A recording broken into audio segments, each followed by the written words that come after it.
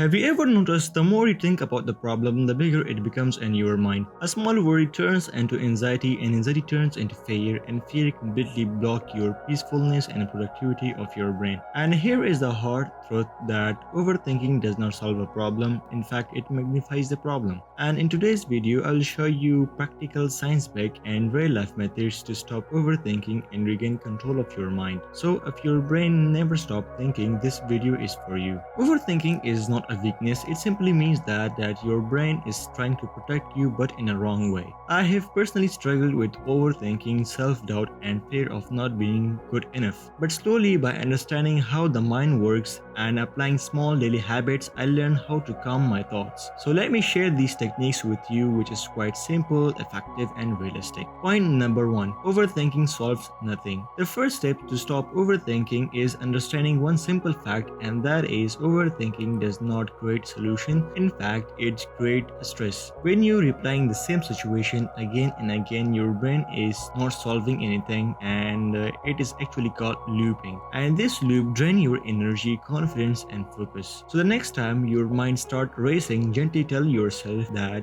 thinking more will not help, actually calm will really help me. So the next time your mind starts racing, gently tell yourself that thinking more will not help, actually calming will really help me. And believe me, awareness itself reduces half of the overthinking. Point number 2.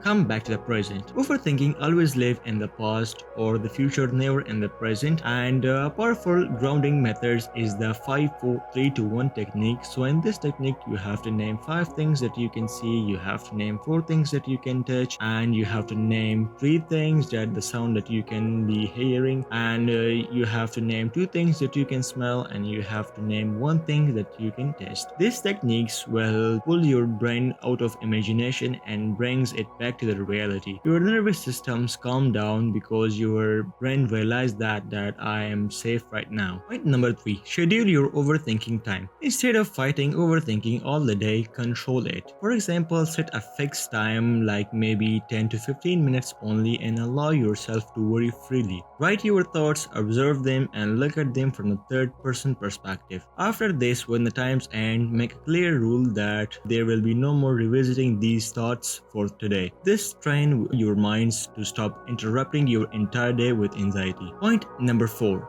Be kind to yourself. Most people overthink because they are too harsh on themselves. Being kind to yourself does not mean being lazy. It means speaking to yourself like the way that you would speak to a close friend. Like for instance, saying that why I am like this, say that I'm learning, it's okay to struggle.